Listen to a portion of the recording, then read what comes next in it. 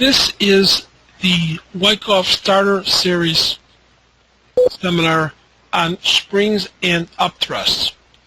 It is one of the places where we see the edges of markets very clearly, where we can place trades. But first, let us do our disclaimer.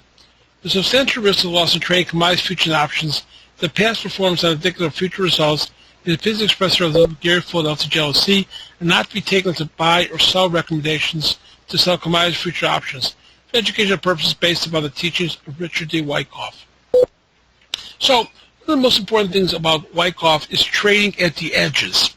And trading at the edges simply is a factor of situation where we like to see the market where we see vertical and horizontal supply and demand bars that form our trading ranges. So if you go back and listen to the lecture on trading ranges, this would be very significant and very helpful in trying to understand springs and upthrusts. So it is said, and David Weiss, who's a Wyckoff expert, he made the commentary that if you have a situation in which you have a pond and you have a boat in the middle of the pond, and part of my drawing, this is a fisherman that has a fishing pole into the water. And what fishing at the edges or trading at the edges, what is very significant about that is that it gives us the edge of the market with limited risk.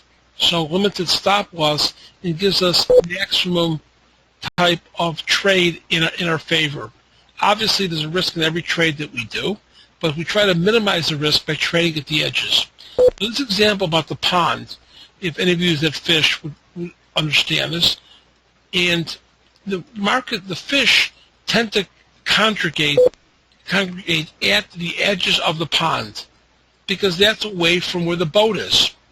Some dumb fish will stay here, and they're really not smart fish, so we really don't want to be in their situations. But the edges where fish stay is far away from the boat, and trading and around the edges that happen to be around the fish is where the fish stay. So this is very akin to what the market does. The market tends to have areas at the edges in which there's selling and buying aspects of the market, and we see that these are where the proper trades should be taken and be at a point to where we should look to trade and put our area of resistance or support, we put our stops under those particular areas.